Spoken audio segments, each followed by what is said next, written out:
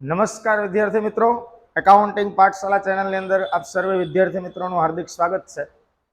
આજે આપણે શરૂ કરવા જઈ રહ્યા છીએ ધોરણ 12 કોમર્સ એકાઉન્ટ ચેપ્ટર નંબર 1 ભાગીદારી વિષય પ્રવેશ. સૌ પ્રથમ વિદ્યાર્થી મિત્રો જોઈ લઈએ કે ચેપ્ટર નંબર 1 એમાંથી બોર્ડની પરીક્ષાની અંદર આપણને કઈ વસ્તુ કેટલા માર્કમાં પૂછવાના છે.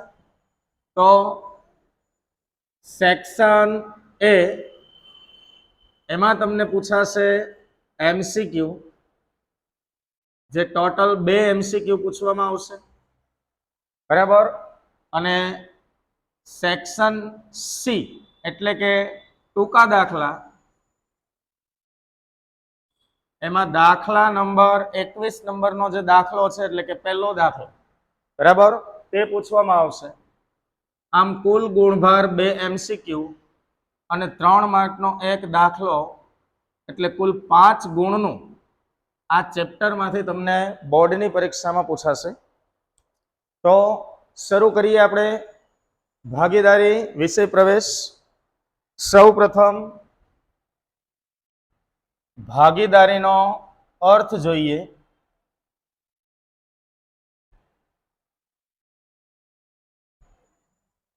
મિત્રો, ભાગીદારીનું થિયરિકલ નોલેજ આપણે 11 કોમર્સના BA ની અંદર લીધું, બરાબર. હવે એ જ વ્યાખ્યા જોવાની છે, પણ થોડોક ફેરફાર કે ઈસવીસન 1932ના ભારતીય ભાગીદારી કાયદાની કલમ 4 મુજબ ભાગીદારીની જે વ્યાખ્યા છે, છોકરાઓ તમને બધાને ખબર છે કે ભારતીય ભાગીદારી કાયદો ક્યારે આવ્યો, તો કે ઈસવીસન 1932 એની કલમ 4 માં ભાગીદારીની જે વ્યાખ્યા આપવામાં આવી છે એ આ રીતે છે. ખાસ ધ્યાન આપજો કે ભાગીદારી એ એવી વ્યક્તિઓ વચ્ચેનો સંબંધ છે કે જેઓ બધા દ્વારા અથવા બધા વતી કોઈ એક દ્વારા ચલાવાતા ધંધાનો નફો કે નુકસાન વહેંચી લેવા સંમત થયા હોય. તો આ વ્યાખ્યા ભારતીય ભાગીદારી કાયદા 1932ની કલમ 4 મુજબ આપવામાં આવેલી છે. વ્યાખ્યાને જરાક આપણે વિસ્તૃત રીતે જોઈએ. ચલો, ભાગીદારી એ શું છે, તો કે સંબંધ. હવે આપણને બધાને ખબર છે કે સંબંધ શબ્દ આવે એટલે એની અંદર ઓછામાં ઓછી કેટલી વ્યક્તિઓ જરૂરી છે, તો કે 2. તો કે ભાગીદારી એ એવી વ્યક્તિઓ વચ્ચેનો સંબંધ છે. કેવી વ્યક્તિઓ? કે જે બધા દ્વારા, એટલે કે જેટલી વ્યક્તિઓ ભાગીદારીમાં જોડાયેલી હોય એ બધી જ વ્યક્તિઓ દ્વારા અથવા બધા વતી કોઈ એક દ્વારા. શું? તો કે જે ધંધો ચાલે છે, બરાબર, તે ધંધાનો નફો કે નુકસાન વહેંચી લેવા બધા જ શું થયા હોય? સહમત થયા હોય. મિત્રો, ભાગીદારીની જે આ વ્યાખ્યા છે એની જ અંદરથી ભાગીદારીના આપણને 2 થી 3 લક્ષણો મળી જશે. તો કે સૌથી પહેલા તો ભાગીદારી એ શું છે? તો કે 2 થી વધુ વ્યક્તિઓ વચ્ચેનો એ સંબંધ છે. હવે એ 2 થી વધુ વ્યક્તિઓ કોણ? જે ધંધો ચલાવે છે. પણ એક વસ્તુ ખાસ અહીંયા નોંધજો કે ધંધો બધા દ્વારા ચાલતો હોય અથવા તો બધા વતી કોઈ એક ચલાવતા હોય. સ્વાભાવિક છે, દાખલા તરીકે A અને B બે ભાગીદારો છે. એવું પણ થઈ શકે એ અને બી બંને ધંધાનું સંચાલન કરતા હોય, અથવા એ ધંધાનું સંચાલન નથી કરતો, ધંધાનું સંચાલન બંને વ્યક્તિ માત્ર કોણ કરે છે? બી કરે છે. બરાબર. તો ભાગીદારી એ એવી બે વ્યક્તિઓ વચ્ચેનો સંબંધ છે જે બધા દ્વારા અથવા બધા વતી કોઈ એક દ્વારા જે ધંધો ચાલે છે એ ધંધાનો નફો કે નુકસાન વહેંચી લેવા શું થયા હોય? સહમત થયા હોય. તો તેને આપણે શું કહેશું? ભાગીદારી. ભાગીદારીની અંદર જોયું કે એવી વ્યક્તિઓ વચ્ચેનો સંબંધ. એક અન્ય વ્યાખ્યા આવશે કે ભાગીદાર કોને કહેવાય? ભાગીદારી એ સંબંધ છે, તો ભાગીદાર કોને કહેવાય? જે વ્યક્તિ ભાગીદારીમાં જોડાય, જે વ્યક્તિ ભાગીદારીમાં જોડાય તેને વ્યક્તિગત રીતે શું કહેવાય? ભાગીદાર કહેવાય. ચાલો, મતલબ કે ભાગીદાર શું છે? તો કે વ્યક્તિ છે. ભાગીદારી શું છે? તો કે એ બે વ્યક્તિઓ વચ્ચેનો સંબંધ છે. તો ભાગીદાર કોને કહેવાય? જે વ્યક્તિ ભાગીદારીમાં જોડાયેલો હોય તે વ્યક્તિને શું કહીશું આપણે? ભાગીદાર. ખાસ સમજો, ભાગીદારી, ભાગીદાર અને ત્રીજી એક હજી વ્યાખ્યા છે કે ભાગીદારી પેઢી. તો ભાગીદારી પેઢી એટલે ભાગીદારીમાં જોડાયેલા વ્યક્તિઓ દ્વારા સંયુક્ત રીતે ચલાવવામાં આવતા ધંધાને શું કહેવાય? ભાગીદારી પેઢી કહેવાય. ચાલો, આપણી સામે અહીંયા ત્રણ વ્યાખ્યાઓ છે છોકરાઓ. એમાં પહેલી વ્યાખ્યા આપણે જોઈ ભાગીદારીની. તો ભાગીદારી એ બે વ્યક્તિઓ વચ્ચેનો શું છે? સંબંધ. બરાબર. બીજી વ્યાખ્યા જોઈ આપણે ભાગીદાર. તો કે જે વ્યક્તિઓ વચ્ચે ભાગીદારી છે તે વ્યક્તિઓને શું કહેવાય? ભાગીદાર. એટલે કે વ્યક્તિ ભાગીદારીમાં જોડાય તેને વ્યક્તિગત રીતે આપણે શું કહેશું? ભાગીદાર. અને ત્રીજી વ્યાખ્યા છે ભાગીદારી પેઢી, કે ભાગીદારીમાં જોડાયેલા વ્યક્તિઓ, ભાગીદારીમાં જોડાયેલા વ્યક્તિઓ જે ધંધો ચલાવતા હોય, સંયુક્ત રીતે ચલાવવામાં આવતા ધંધાને શું કહેવાય? ભાગીદારી પેઢી. બરાબર. તો અહીંયા ભાગીદારી, ભાગીદાર અને ભાગીદારી પેઢીની આપણે વ્યાખ્યા છે. હવે એક ટોપિક છે, ભાગીદારીને થોડીક વિસ્તૃત રીતે સમજવી હોય તો એના માટે આપણે જોઈએ કે ભાગીદારીના લક્ષણો. ખાસ ધ્યાન આપજો, કારણ કે આમાંથી એક કે બે મુદ્દામાંથી તમને મેં કીધું એમ એમસીક્યુ પૂછવામાં આવશે. તો કે સૌથી પહેલી વસ્તુ ભાગીદારીના લક્ષણોમાં કે ભાઈ ભાગીદારી એ કરાર દ્વારા અસ્તિત્વમાં આવે. ચાલો, સૌથી અગત્યનો મુદ્દો કે ભાગીદારી કરવા માટે કોઈ પણ બે વ્યક્તિને ભાગીદારી કરવી છે તો સૌ પહેલા બે વ્યક્તિઓ પોતે પરસ્પર શું કરશે? કરાર. હવે આપણને એમ થાય કે સાહેબ કરાર એટલે શું? બરાબર. તો કરાર એટલે છોકરાઓ તમે એને એવું કહી શકો કે પરસ્પર સમજૂતી. બરાબર. કરાર એટલે પરસ્પર સમજૂતી. કોઈ પણ બે વ્યક્તિ કોઈ ધંધો કરવા માટે ભેગા થાય અને પરસ્પર નિયમો નક્કી કરે, પરસ્પર સમજણથી એક ધંધો ચાલુ કરે, તો એ બંને વચ્ચે આપણે કરાર થયો છે તેવું કહી શકીએ. ચલો, ભાગીદારીનું એક પહેલું અગત્યનું લક્ષણ છે કે ભાગીદારી કરાર વગર અસ્તિત્વમાં આવતી નથી. ચલો, કરાર છે એ કરાર પણ છોકરાઓ બે પ્રકારના હોય છે. એક કરાર છે મૌખિક કરાર, બરાબર, અને બીજો કરાર છે લેખિત કરાર.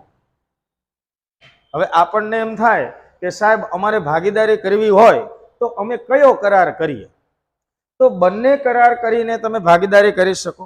જો કોઈ પણ બે ભાગીદાર મૌખિક રીતે, મતલબ કે એકબીજા સામે ખાલી નક્કી કરે કે ભાઈ આપણે આટલી મૂડી લાવશું, આટલો નફો થશે તો આપણે આ રીતે વેચશું, આ વ્યક્તિ આ કામ કરશે, આવું ખાલી બંને જણા બોલીને નક્કી કરે, બરાબર, તો એ બંને ભાગીદાર વચ્ચે કયો કરાર થયો કહેવાય? મૌખિક. પરંતુ જેટલા નિયમો હોય એ બધા જ નિયમો લખીને જો કરાર કરવામાં આવે તો તેવા કરારને કેવો કરાર કહેશું આપણે? લેખિત કરાર. બરાબર. ચાલો, કરાર વિશે આપણે હજી વિસ્તૃત સમજૂતી આના પછીના ટોપિકમાં મેળવવાના છીએ. અત્યારે આપણે યાદ રાખશું લક્ષણોમાં પહેલું લક્ષણ કે ભાગીદારી કરાર દ્વારા અસ્તિત્વમાં આવે છે. બીજું, નફાનો હેતુ. ચાલો, નફાનો હેતુ આપણને બધાને ખબર છે કે 11મા ધોરણની અંદર આપણે ભણી ગયા. મૂળ પહેલો ટોપિક આપણો હતો ધંધો, કે ધંધો કરવા માટે ધંધાના માલિકનો મુખ્ય હેતુ શું હોય? તો કે નફો. જો કોઈ વ્યક્તિને પોતાના ધંધામાંથી નફો ના મળે તો એ લાંબા સમય સુધી ધંધો ચાલુ રાખવાનો નથી. એમ ભાગીદારી બે વ્યક્તિઓ એકબીજા સાથે જોડાય છે તો બંને વ્યક્તિઓનો પ્રાથમિક હેતુ કયો હશે? કે ભાઈ અમે જે ધંધો કરીએ છીએ એ ધંધામાંથી અમને શું થવો જોઈએ? નફો. તો નફાના હેતુ વગર જો કોઈ પણ બે વ્યક્તિઓ એકબીજા સાથે જોડાય તો તેને આપણે ભાગીદારી કહી શકશું નહીં. તો ભાગીદારીનું બીજું લક્ષણ છે નફાનો હેતુ. ત્યારબાદ ત્રીજું કે કાયદેસરનો ધંધો. બરાબર. ચલો, ભાગીદારીનું ત્રીજું લક્ષણ ખૂબ જ અગત્યનો પોઈન્ટ, કાયદેસરનો ધંધો. ચલો, તમે કોઈ બે વ્યક્તિઓ ભેગા થાય અને બે વ્યક્તિઓ એમ કહેશે, એ અને બી બંને ભેગા થયા અને એ અને બી એવું નક્કી કરે કે ભાઈ આપણે દારૂ વેચવાના ધંધામાં ભાગીદારી કરીએ. બરાબર. બંને વ્યક્તિઓ ગુજરાતમાં રહે છે અને બે વ્યક્તિઓ દારૂના વેચાણ માટે ભાગીદારી ચાલુ કરે છે. બરાબર. હવે તમને બધાને ખબર છે કે દારૂનું વેચાણ એટલે આપણા ગુજરાતની અંદર દારૂબંધી છે, ગેરકાયદેસર પ્રવૃત્તિ કહેવાય. તો જો ગુજરાતની અંદર જે રાજ્યની અંદર કોઈ પ્રવૃત્તિ ગેરકાયદેસર છે એવા ધંધા માટે જો તમે ભાગીદારી કરો છો તો તેને ભાગીદારી કહી શકાય નહીં. ભાગીદારી કેવા ધંધા માટે ચાલશે? તો કે જે ધંધો કાયદેસર ધંધો છે. બરાબર. એટલે કાયદેસરનો ધંધો હોય એવા ધંધાની અંદર જો બે વ્યક્તિઓ કરાર કરીને જોડાય તો એને આપણે ભાગીદારી કહીશું. ત્યારબાદ ચોથું કે દરેક ભાગીદાર બીજા ભાગીદારનો એજન્ટ છે. ચાલો, એજન્ટ શબ્દને આપણે થોડો સરળ બનાવીએ. એજન્ટ એટલે પ્રતિનિધિ. એજન્ટ એટલે પ્રતિનિધિ. આપણે એની વ્યાખ્યામાં જોયું છોકરાઓ કે ભાગીદારી એ બધા દ્વારા અથવા બધા વતી કોઈ એક વ્યક્તિ દ્વારા ચલાવવામાં આવતો ધંધો છે. તો જ્યારે કોઈ બધા વતી એક વ્યક્તિ સંચાલન કરતો હોય, ચાલો એ, બી અને સી આ ત્રણ જણા ભાગીદાર છે. હવે આની પેઢીમાં સંચાલન કોણ કરે છે? તો કે એ. બરાબર. તો એ છે એ બધા વતી આ ધંધાનું સંચાલન કરે છે. તો એ દરેક ભાગીદારનો શું કહેવાય? તો કે પ્રતિનિધિ કહેવાય. પ્રતિનિધિ મતલબ કે તે બી અને સી વતી આ સમગ્ર ધંધાનું સંચાલન કરે છે. અને આવી રીતે ભાગીદારી પેઢીનો દરેક ભાગીદાર એ અન્ય ભાગીદારનો શું કહેવાય છે છોકરાઓ? એજન્ટ એટલે કે પ્રતિનિધિ. બરાબર. ત્યારબાદ પાંચમું લક્ષણ છે જવાબદારી. ચાલો, જવાબદારી આપણે જોઈ ગયા કે ભાગીદારીની અંદર ભાગીદારોની જવાબદારી કેવી હોય, તો ખાસ યાદ રાખજો બધા જ ભાગીદારોની જવાબદારી છોકરાઓ કેવી હશે? અમર્યાદિત. ચલો, અમર્યાદિત જવાબદારી એટલે શું સાહેબ?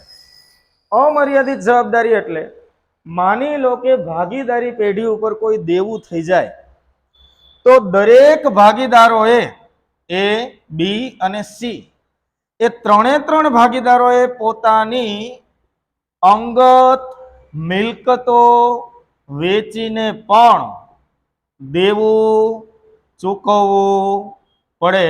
કોઈ પણ ભાગીદાર દેવામાંથી છટકી શકે નહીં. આમ એવું કહી શકીએ કે ભાગીદારી પેઢીની અંદર જોડાયેલા જેટલા પણ ભાગીદારો છે એ દરેક ભાગીદારની જવાબદારી કેવી ગણવામાં આવશે? તો કે અમર્યાદિત. ત્યારબાદ છઠ્ઠું લક્ષણ છે સભ્ય સંખ્યા. ચાલો, આ લક્ષણમાંથી છોકરાઓ તમને એમસીક્યુ પૂછાશે.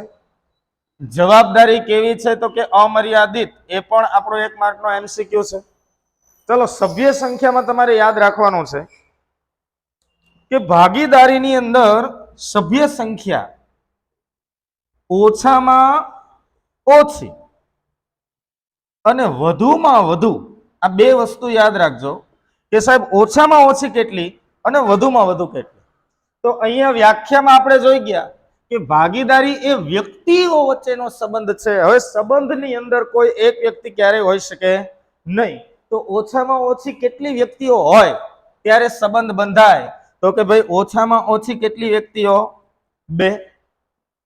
ચાલો, ભાગીદારીની અંદર ઓછામાં ઓછી કેટલી વ્યક્તિઓ હોવી જોઈએ? 2. વધુમાં તમારે યાદ રાખવાનું છે કે ભાઈ કંપની ધારો 2013 એની કલમ 464 મુજબ વધુમાં વધુ ભાગીદારોની સંખ્યાઓ કેટલી નક્કી થઈ હતી? 100. ખાસ યાદ રાખજો, 2013 ના કંપની ધારાની કલમ 464 મુજબ ભાગીદારીની મહત્તમ સંખ્યા કેટલી હતી? 100. પણ હાલમાં કંપની નિયમ 2014 એમાં નિયમ નંબર 10 એમાં ભાગીદારોની મહત્તમ સંખ્યા કેટલી નક્કી કરવામાં આવી છે? 50. તો તમને બોર્ડની પરીક્ષામાં કદાચ પૂછાય કે ભાગીદારીની અંદર સભ્ય સંખ્યા કેટલી, તો તમારે યાદ રાખવાનું છે કે ભાઈ ભાગીદારીમાં ઓછામાં ઓછા કેટલા સભ્ય હોય? 2. અને વધુમાં વધુ હાલના કંપની નિયમ 2014 એના નિયમ નંબર 10 મુજબ કેટલા ભાગીદારોની સંખ્યા રાખી શકાય? 50. જો 50 થી વધારે ભાગીદારો હશે તો તેને આપણે ભાગીદારી કહી શકીએ નહીં. તો આ થયા છોકરાઓ ભાગીદારીના લક્ષણો. ભાગીદારીના લક્ષણોમાં તમારે ખાસ યાદ રાખવાના છે જેમાંથી આપણને એમસીક્યુ પૂછાય. તો કે પહેલા મુદ્દામાંથી કે ભાઈ કરાર ના કેટલા પ્રકાર? તો કે મૌખિક અને લેખિત. જો કે કરારનામાનો આપણે આગળનો ટોપિક હમણાં લેવાના જ છીએ. ત્યારબાદ ભાગીદારી પેઢીમાં દરેક ભાગીદારોની જવાબદારી આપણે કેવી હોય છે? અમર્યાદિત. અને ખાસ અગત્યનો અને આઈએમપી ક્વેશ્ચન, ભાગીદારીમાં સભ્ય સંખ્યા ઓછામાં ઓછા 2 અને વધુમાં વધુ 50 ભાગીદારો હોય તેને આપણે ભાગીદારી પેઢી કહેશું. તો આજના વિડીયોની અંદર છોકરાઓ આપણે જોયું કે ભાગીદારીનો અર્થ, ભાગીદાર, ભાગીદારી પેઢી તેમજ ભાગીદારીના લક્ષણો. જો